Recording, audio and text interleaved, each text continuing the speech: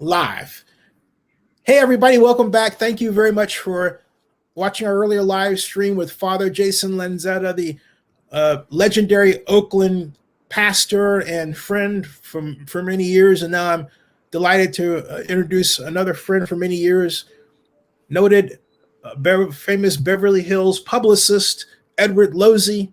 Now I'm delighted to introduce another friend for many years, noted famous Beverly Hills publicist, Edward Lozzi. You have to say it twice because it's so nice. Ed, how you doing? I'm doing good. But I wanted to remind you that my agent said I would have champagne and caviar in the green room, and it's not here. What happened? I promise the next time you will have it early, and we will do it. So I have it shipped, and we'll have it on schedule, and we'll have it all planned and everything else. And so you're on the East Coast. You're on the East Coast right now. And yes, I am. What's the weather like there? Today was nice. It was about 70 degrees. Wow. Okay. Outside, it's probably about 40 now or thereabouts. Yeah. And and by the way, we have one of our fans, Aaron. Welcome, Aaron. We'll meet Ed. Ed is a great longtime friend and publicist who's known everybody from Anna Nicole Smith to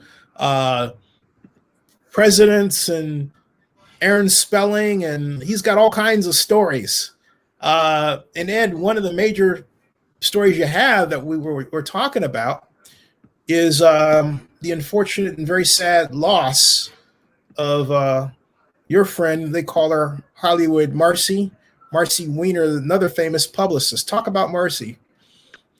Well, it's Marci Weiner, and she's not a publicist. She's a very well-known columnist, and she's a society columnist / gossip columnist / entertainment columnist, and she's been syndicated on for the last 40 years. And she just passed away badly and horribly from coronavirus. It got her in 3 days.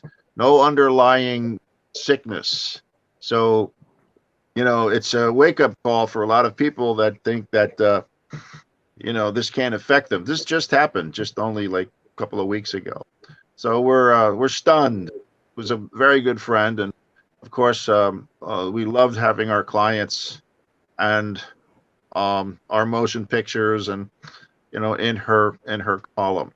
So this is just some pictures of her and hundreds and hundreds of stars that she's interviewed and has attended their events and their house parties. And she's a diva. She's a pal. She was a fashion and jewelry and designer of all that kind of stuff. And she just was fascinating. She was sort of like my Auntie Mame. A lot of people know what that means. She just was an eccentric, and she's gone. And so, we're mourning her the best we can. We can't have funerals and we can't get together. She loved parties and very sad. Loved hosting parties. She was the ultimate, Hollywood old school, gossip columnist, and she was fascinated by the golden era as well as the new era, and of course the younger people coming up. But it was like the old, gossip columnist and the radio stars, like Hedda Hopper. She used to actually say that Hedda channels through my hats. Hedda Hopper used to wear a different hat every day, sometimes 3 different hats a day. Marci did the same. So this is like 200 stars here. You'll see if you're going to spend the time. But she's somebody that I will always remember, and it's a big loss to publicists, PR people who have called her and trying to get their clients into nothing's changed for 100 years over that, trying to get our clients into the media. And so she was someone that was always invited to the top events and was friendly with a lot of people. She's, will always be a part of us, always be a part of me. And thanks for allowing us to talk about her. Oh yeah, as a person who started as a columnist, no background in journalism myself. I worked for the Montclarian from '93 to '96 because they said they were give me a crucible within which to learn the craft of writing. Peggy Stinnett was a local late columnist for the Oakland Tribune, and she told me that a columnist is never effective unless they're angry about something. But for a Hollywood columnist like Marci, what was it that made her a great columnist? The details. There are a few people that really got into the details, and she did. She just didn't go to an event and say, "Oh, I saw Beyonce here, or I saw, Frank Sinatra here, or I saw." She would talk about what they're doing because she got into their face and said, "Glad you're here tonight. I'm Marci Weiner, da da da." And I hear that you're doing this picture, or that you're being considered, or that you're producing this, or that you're, very much involved with children's charities. So she would, so what are you doing now? She would tell them right to their face. What are you doing now? What's coming up? Everybody knows what you did. What's coming up now that I can write about? And they liked her for that. And so they gave her information. And so her columns were chock full of little tidbits, like there's other famous writers. Cindy Adams is still alive, writing for the New York Post, and she's, as big as they come. So we still need them. We still need the old-fashioned. I shouldn't say old-fashioned. I'd just say, maybe old school columnists that really know how to write, know how to spell words properly. And she was one of them. We miss her. She was also glamorously beautiful. What was her? Was she married? I mean, what was her background like from your perspective? She was married once with no children, and she was married to a guy named Fred Weiner, who was a real kick-ass U.S. Navy ensign and captain in the United States Navy during the war with Japan. So he was the real deal, right? So you see that movie that's out now with Tom Cruise about the wolf packs, about, fighting submarines and all. He was one of them. And like a lot of these GIs, they never talked about, the life endangering situations that they were in, the horrors that they witnessed. It's like, my uncles, my father and all they were, World War II, we were fighting to save the United States. It was going to be destroyed. And so this is a whole different thing that we're going through now. But these people were fantastic. And that was another thing about knowing Marci Weiner, is you got to meet her much older husband, who, was just outgoing and friendly. But what he went through and what he saw, I don't know if I could face the day doing that. I'd probably kill myself. I've seen some pretty things. I know I was involved with the Vietnam. I was in the Air Force during Vietnam, and then, did things with Special Forces with the Air Force after that, including right up to the Gulf War. And I saw some things, going to Dover and going to the airports to collect the body bags. So, it wasn't as bad as actually seeing somebody torn to shreds in front of you and you're wiping the brains off of your eyelids. That's the kind of stuff that people like Fred Weiner and others, the World War II sagas, that, we're all thankful for them. But yeah, so she was married and she's been single for the last 6 years. And, things just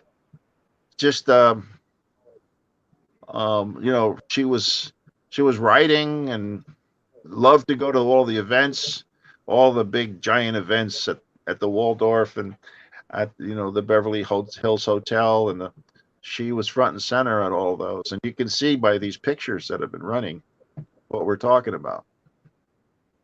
Yeah, she knew everybody. There's Jimmy Stewart right there. Yeah. And there's Richard Dreyfuss, and that looks like was that Mitzi Gaynor? Is that? That's Phyllis Diller. Diller? Yeah, that was Phyllis Diller, and these were the two stars of L.A. Law. That's right. And that's the famous 1940s, 1950s actress. Yeah, I mean, there's, this is the land. That's Buzz Aldrin, who she really liked. And I met him at the night party thanks to you, Ed. Well, he's one of our clients. Buzz Aldrin's one of our. Yeah, and that's Rhonda Shear, who did the USA Up All Night hostess when USA Network had the movie nights, and of Sean course, Connery. Yeah. So, Angela Murder and look at right? Marci. Marci loved to dress up. You could see she had a gigantic jewelry collection and costume jewelry, and she had maybe 200 wigs, and she was comfortable with anybody. I mean, she was very knowledgeable. That's Angie Dickinson. Wow. And there's the talk show host. Hey everybody, welcome. By the way, those who've just walked in, if you have a question for Ed, just type it and I'll show it right here if it's appropriate, of course, and we'll ask it. But welcome, and I'm glad everybody's here. Hey Ed, is this the end of a kind of a media era with her passing? Because you were talking about the need for columnists, but everything's going to video, and you've got all these different platforms, and you have actors that are on Twitter. It's all complicated. I know we still have some columnists that are out there. Most of the big ones have passed away, right? George Christie is no longer with us, who was the gossip columnist for the Hollywood Reporter for decades, and then went to the Beverly Hills Courier and wrote these incredibly deep, detailed articles from events as though you were there. And that's the same way that Marci Weiner would write. Okay, she would write with incredible detail on who was wearing what. And by the way, I was talking to Cary Grant, and he told me that this was happening. Insider stuff. They would open up to her, and it's sort of an art to it to get VIPs comfortable with you. I mean, listen, most of these stars and all that go out and are exposed to the red carpet and are going to be there. They're being used, and they're also taking advantage of the media that's out there to capture them with their new weight or their new hairstyle, or their, answering the question, well, so what's going on with you? What are you doing now? Right? That the question that they all ask. You used to ask that even. Yeah, I learned a lot. I'll tell you, I jumped in thanks to you and Sink or Swim in 2010, and I just approached it as a fan. And what I mean by that is, when you approach it as a fan, you are truly interested in what the actor or actress is doing, or we could say actors, in total now, right? And because I had that attitude, when Stephen Collins came in, my first reaction was, hey, William Decker from Star Trek: The Motion Picture. And Ed, he lit up because he Stephen Collins, quite a controversial guest at our Night of 100 Stars Oscar party every year. And then the bomb fell. The bomb went off. And with the accusations about him, which finished him overnight. And I don't want to drag it up again, but one of my pet peeves is child abuse. So I'm glad you brought it. And But I think but it, in the context of time, to be fair to him, yeah, that was before that happened. yeah, And in my first encounter as a Star Trek fan, yeah. and Star Trek, the motion picture. That was the right, first right, film, and he starred. He was on the bridge. He was actually the captain, and Kirk was the admiral, or he was like way up there. And then yeah. that was also the film that I always talk about my ex-girlfriend about, who starred in it. Remember my Ah, ex-girlfriend? yes, Persis Kambata, There one you of the most go. beautiful, one of the most Yeah, beautiful women I've ever seen in my entire life. Absolutely, absolutely, yes, yes. yeah. Uh, She and played the android in the crew with the bald head, the shaved head, look just like you. thank you. She did. we, Her head was just like yours. Anyway, and we'll get a she wanted that part so much that she actually shaved her head. The other actresses put on the rubber, uh, yeah, the deal there. rubber hat, and Yeah, she shaved the head, and her head was perfect. The skin, the hair, the size, it was a perfect head. So it looked like it was a mechanical android head, and she got the part. yeah, God and she bless her, was. but she's still around. Yeah, She died in 1998, and I know that it was foul play. Although in India, where she died, in Bombay, which is now called Mumbai, hmm, um, there was no death certificate. There was no, yeah. So the problem with her is that we're getting into the politics now. mhm. She was an avid supporter of Indira Gandhi, who was the Ah, I did this. prime minister of India, and she uh, even was going to play her in a real life autobiographical motion picture, and she was going through all of that when she started to be threatened her life Mm, by the Sikhs. The Sikhs, wear the turbans, and they're Muslim, and they sure. hated her. And so, if you were a follower of her, so they would actually taunt her here, and they'd throw rocks to her windows. I was there one time, because I was dating her, and I was over her Hmm. place.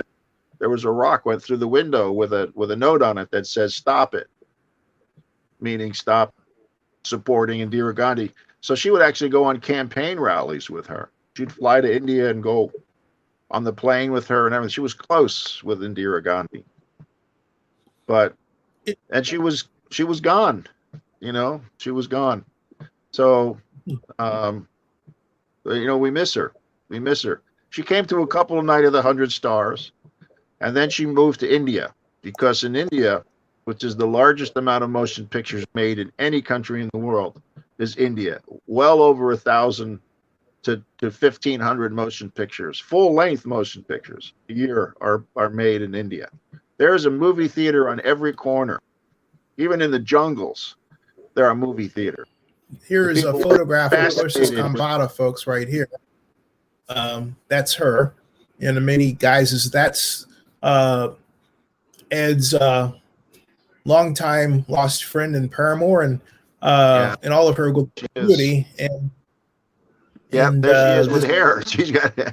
yeah, She had beautiful hair too. But that's her in this. There's a center. That's her and William Shatner presenting at the Academy Awards that year. That was 1980, and I didn't meet her until 1985, I think, where she retained my company to do public relations for her for motion pictures and other projects she was coming into, and you know normally, um, I don't have relations with clients, but this one was different. This one was um, we went from client to friends, and to lovers, and we didn't have any problem with it.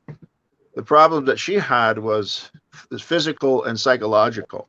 So there were demons, and they worked against her, and so we finally parted, and in the early '90s, and we still kept in touch. She kept an apartment here off of Sunset Boulevard, and also had a home in her parents and in India, and where she went back to. But it was just still shocking about what happened there. You know, Yeah, there's a whole show on that someday we'll do about how, I sent private investigators to India, everything, to find out what was really going on. So I'm the only one that knows what really happened. She was murdered. And, others are saying that she died of a massive heart attack. And, at 40 something? And 49. So, yeah, where's the autopsy? No autopsy. Yeah. Okay. No autopsy. No. And then they get, when you go and ask for it, they get belligerent. So there's no doubt in my mind that she was murdered. And they told her they were going to kill her, and they did. He didn't stop. So anyway, God bless her. Anyway, she was the Night of the 100 Stars. The first time that I met Marci Weiner was Persis Kambata was at my side, and we were all formaled out at the Beverly Hills Hotel for a charity event, and one table over was Marci Weiner. And when she saw Persis, she just got up, ran out of her chair, ran over, and Persis was like, who is this woman, And so I had to explain that she's a member of the press and the media. And, she goes, oh, okay. So she, Persis knew about the media and the power of the media. Yeah. And she was Miss India. She was the youngest Miss India ever. She goes, Miss India, I think she was only 15. She lied about her age. And then she received all kinds of modeling contracts in India and in New York. And she was really hot in New York. She wound up dating Henry Kissinger. She wound up dating Edward Kennedy. Then she did a movie with Stallone and Rutger Hauer's first movie here, where they were detectives in New York. The title escapes me, but it was Billy D. Williams also starred in it as the sidekick. You remember this movie? I remember. And Yes, I Persis sure do. played a terrorist. And Rutger Hauer and Persis Kambata were a couple that were the worst terrorists you could imagine. And they were killing people in New York. This was like in the early, I think it was 83 or 84, the movie came out. Yeah. And hey, it's a good, I was going to ask, given it's India, it's a good segue into the movie that you're working on or part of, Tango's Shalom, right? Tango Shalom, an incredible comedy and dance extravaganza, starring America's favorite funny couple, TV couple, Renee Taylor and Lainey Kazan, together again, and with America's top female dancer, Karina Smirnoff, 20 seasons on Dancing with the Stars, plays the female lead. And it's a terrific story about an eccentric Hasidic Jewish rabbi with a family, and whose temple went bankrupt, and he needed to make money and he needed to get a job. And it's an eye-opener, and it's an educational one, and it's an ecumenical story, because he falls in love with the music of the tango. And it's not just a Jewish movie. It's a movie that has Catholics, priests, it has imams, Muslims, it has, Sikhs, speaking of Sikhs with the turbans, and it has Protestants, and it has every type of religion all in this one neighborhood in Brooklyn, and they're all combative. And until this dilemma happened with this rabbi who wants to dance the tango with this beautiful creature who has a dance studio, and she's like one of the top dancers in the world in the movie, her character. And without going into it, I think you have a trailer. Maybe we can see it. I don't know, but it's right here in fact, you here is have it. yes, sir. Here it is, and we will watch the trailer for Tango Shalom right now. Here it is, Great. folks.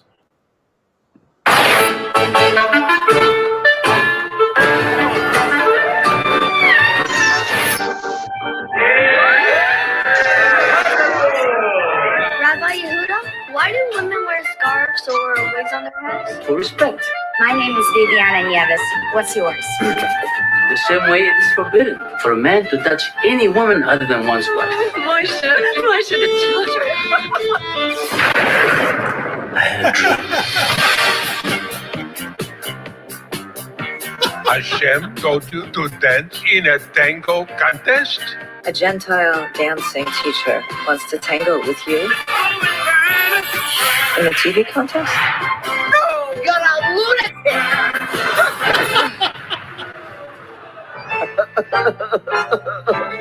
You might find there's no need to touch this woman in tango. How can I achieve my goal without sacrificing my sacred beliefs? So we're going to kick him right out of the community. I got big problems.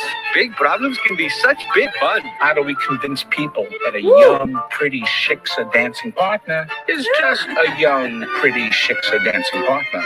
She should be dressing very modestly. You cannot even touch her hair. You cannot even have eye contact with her. If I understand the communication from that dance tango, it's impossible.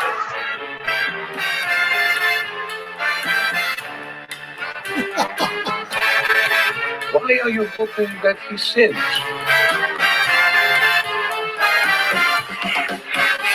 We've got work to do. We should be praying that he doesn't sin. I never had a best friend before. Who is that?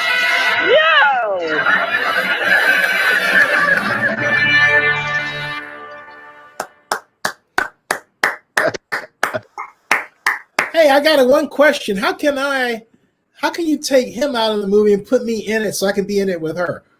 Yeah. Well, you have the technology. Come on. So, at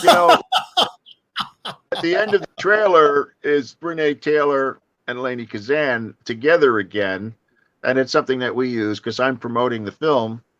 It's, those who watched The Nanny, one of the top sitcoms of the 1990s, multiple Emmy Award winning performances.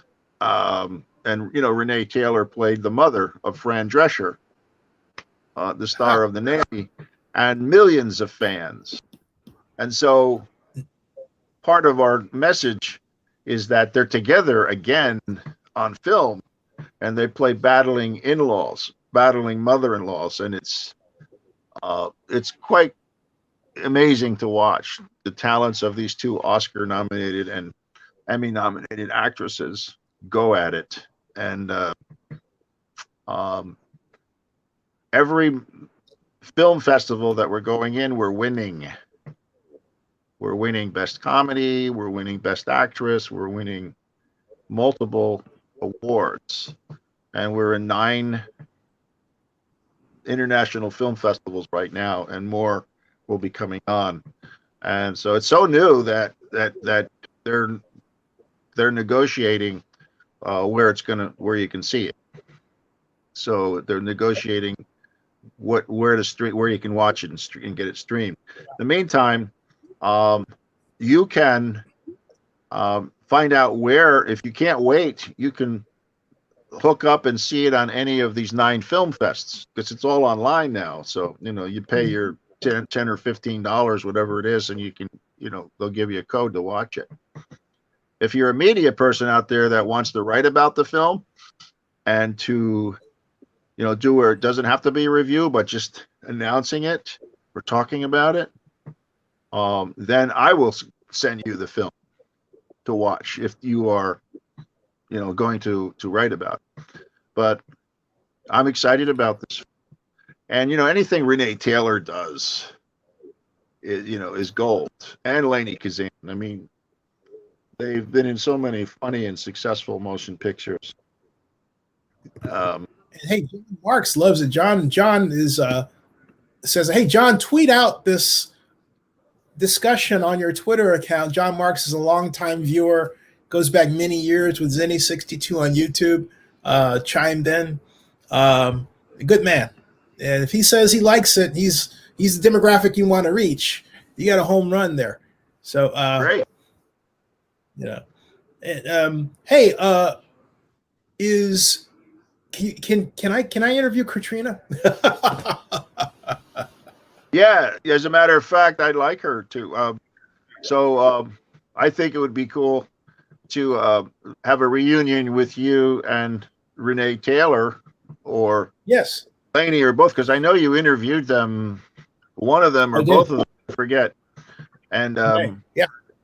With Karina, I don't know if you've ever interviewed Karina before, but No, I have not.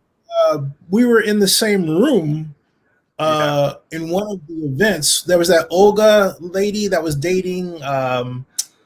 She used to date Mel Gibson for a minute, I think. Yeah. It's around. Yeah.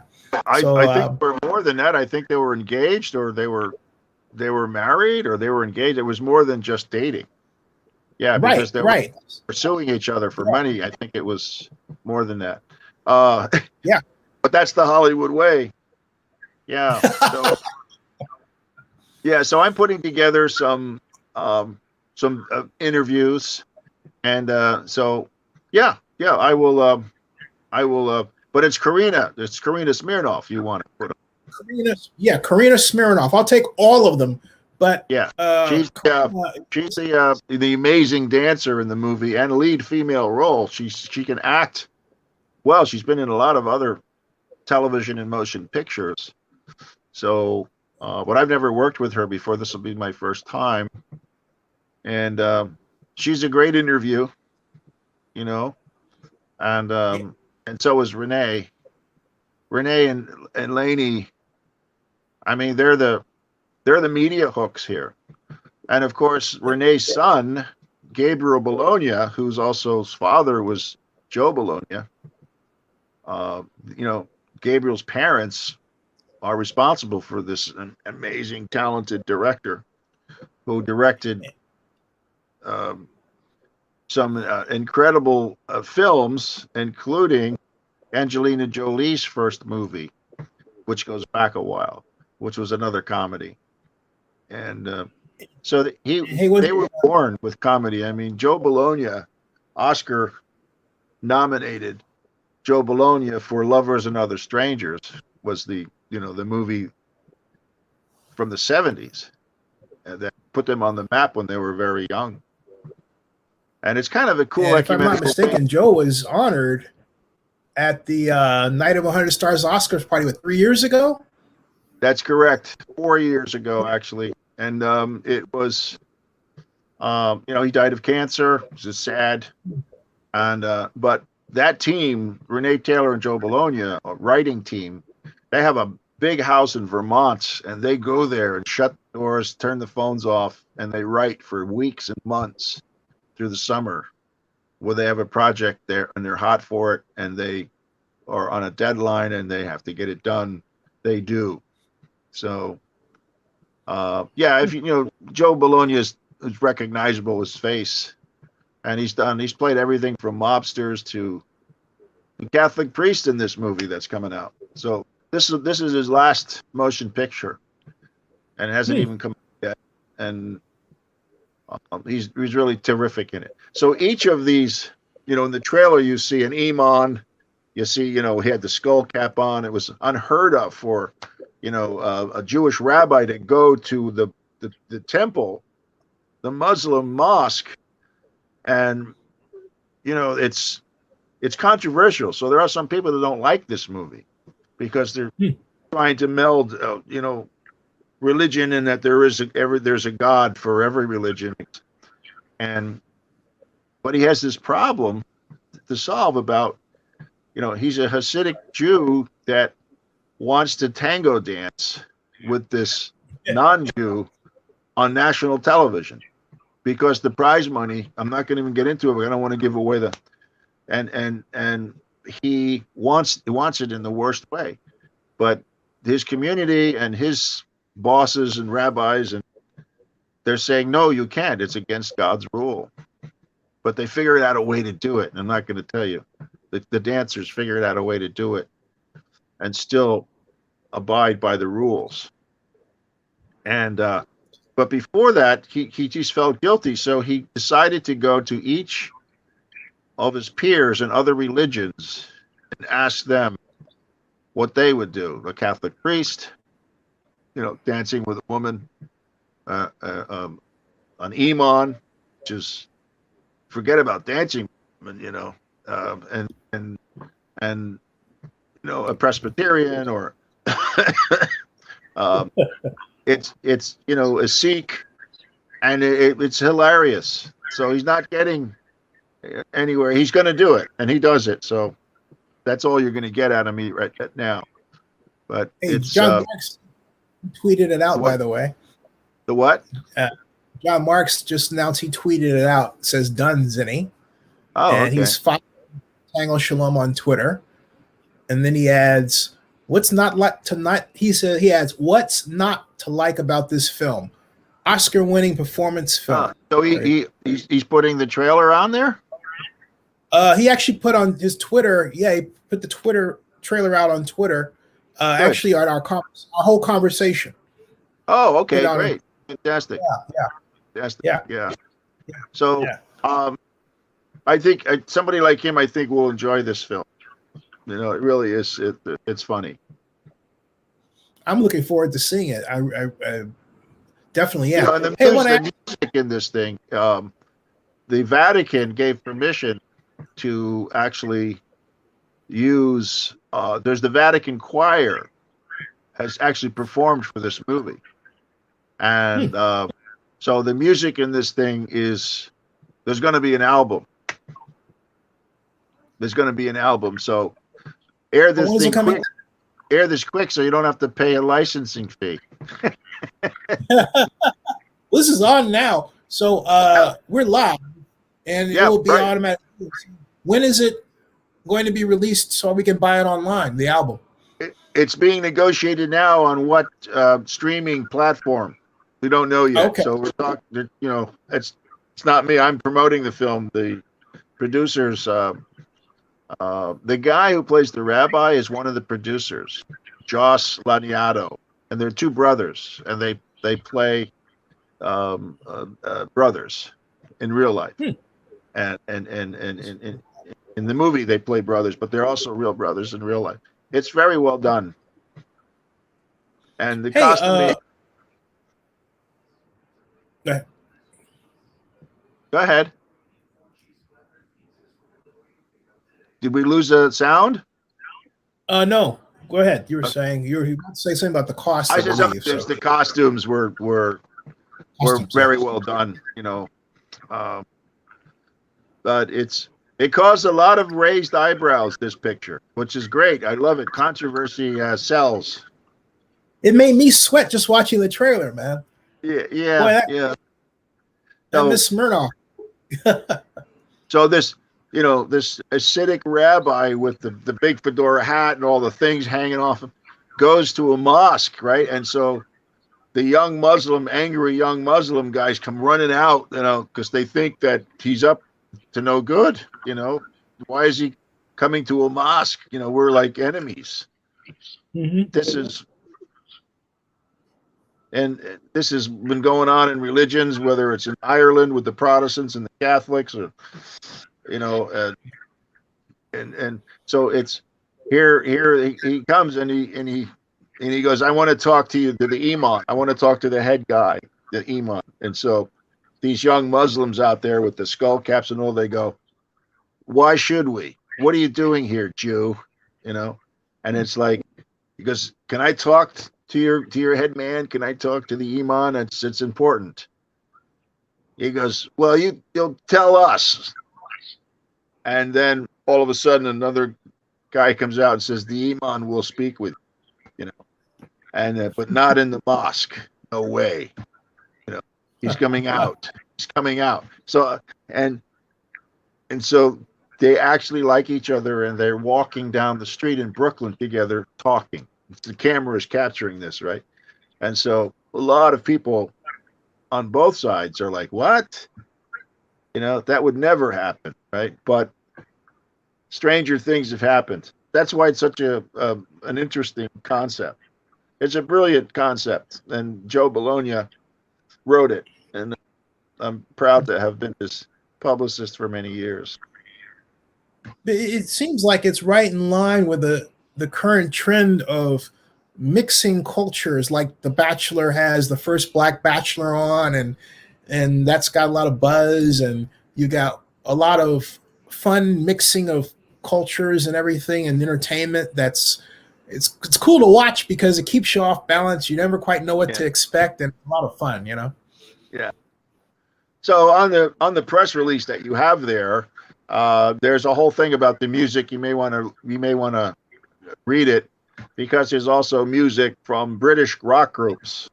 There's also music, you know, that's well, you know, you heard it in the trailer with the clarinet, you know, the funny kind of stuff, music. So, you know, it's good all around. And not only that, the sound quality that goes with the music is something else. And to double down on what you're saying regarding the music and the that's in the movie, it not only is not only produced by Joel Zwick, who's the director of My Big Fat Greek Wedding, as we talked about, which is a classic film.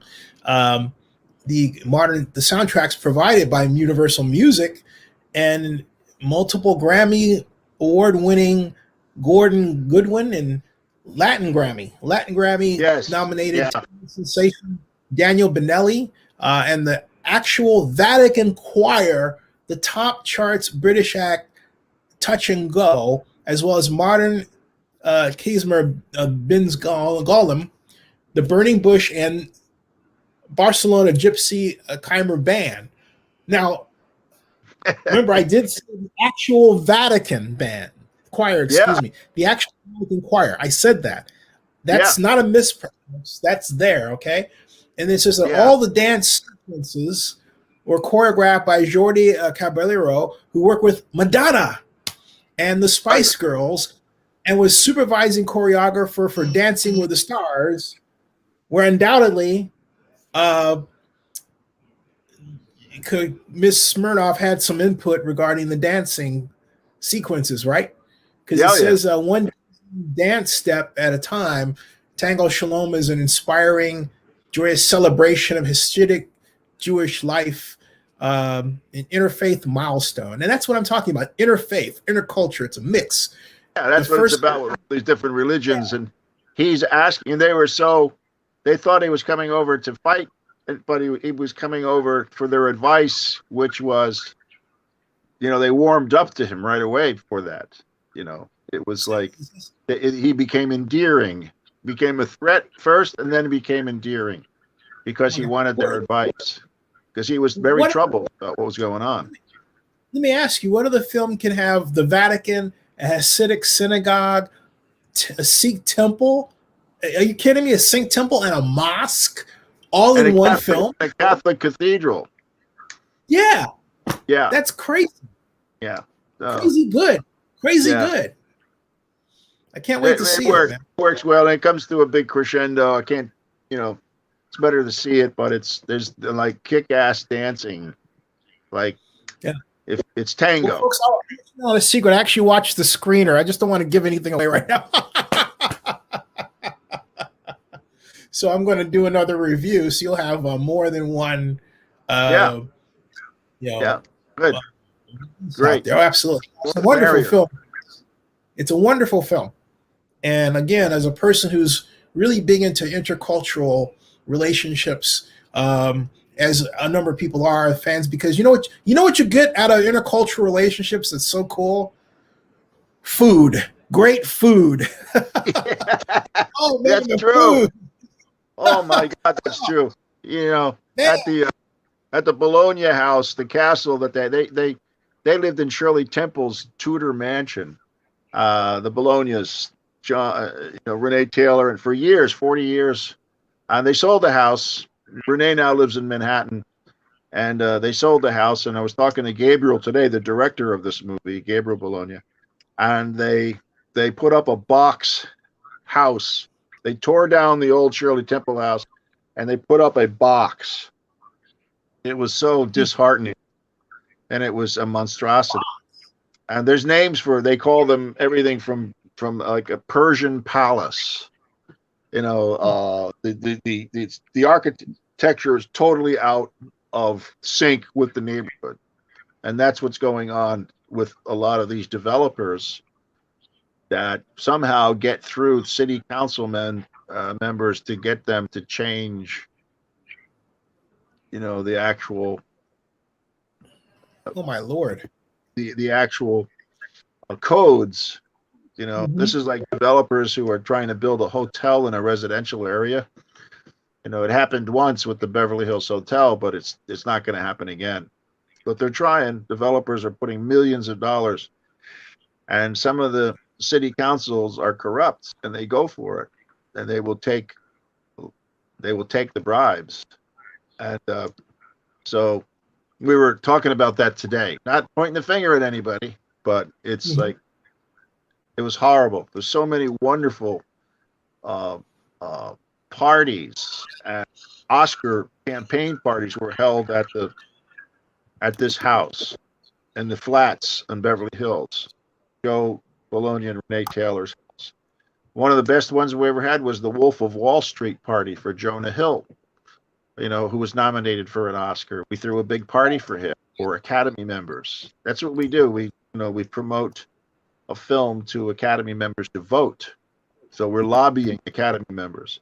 And so we've had parties at homes. All of that's over now because of the stupid virus. It's all over. There are no parties.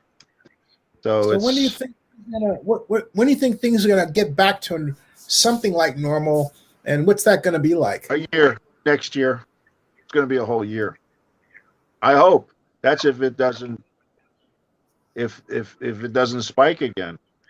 And the idiots are already starting in different states.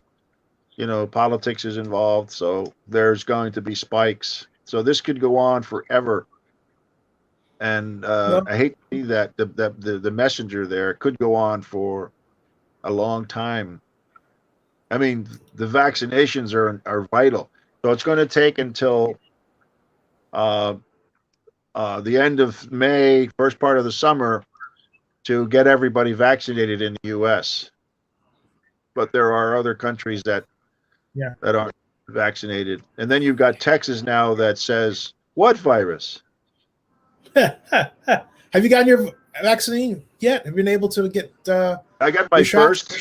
I got my first one, and my second one is Tuesday. And then, so I'm not going anywhere. Too. We got both of ours. Yeah. We got both the first and second shots. You got them both? You got them both, right? My mom and I, yes. Absolutely. Yeah.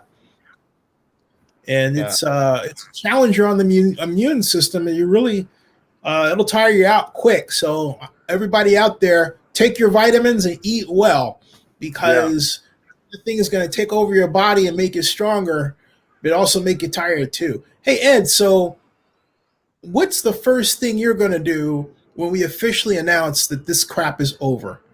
I mean, are you going to go to the Polo Lounge? We should all go to the Polo Lounge.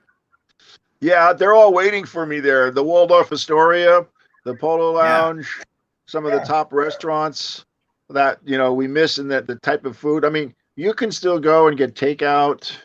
You can eat outside again, but it's like, tonight I had dinner in a Vietnamese restaurant outside. It was very cold, but it was great to actually be served and to, dine on food that's directly right from the kitchen and from the chefs. It's so much different than, hour-old food that you're taking apart because you were stuck in traffic, or maybe 2 hours. You had to pick up a few things, and then by the time you get home, everything is cold and you got to warm it up, and it's just not the same as being waited upon. I just can't wait for that to happen, and it's not going to be until I'm ready, till I feel that I'm immune, is in April. Mm-hmm. Yeah. So I can't wait, man. I'm dying to get my mom out, take her to a nice dinner, good. And that's great. She deserves it, putting up with you. Oh, you're certainly correct. Yeah. So speaking of dinner, I have to be somewhere else, so I got to get moving. I really have to. I can't believe I'm actually saying I've got to go, but I do. Well, hey, you know what? We spent 51 minutes. I'm on the Johnny Carson show saying, "Hey, I've got to go." Yeah. Well, you know what? We spent 51 minutes talking to Ed Lozzi, great friend, long time, about Marci Weiner and Tango Shalom and Persis Kambata and Hollywood and all of its glory, past, present, and future. So, Ed, come on back. Wow. Yeah, I appreciate it. I had a lot of fun. Thanks a bunch. You got it. Hey, Ed, let me close the broadcast, folks. Thank you. John Marks, thank you all. Thank you, everybody. Good evening, and I'll see you tomorrow. That ends this broadcast.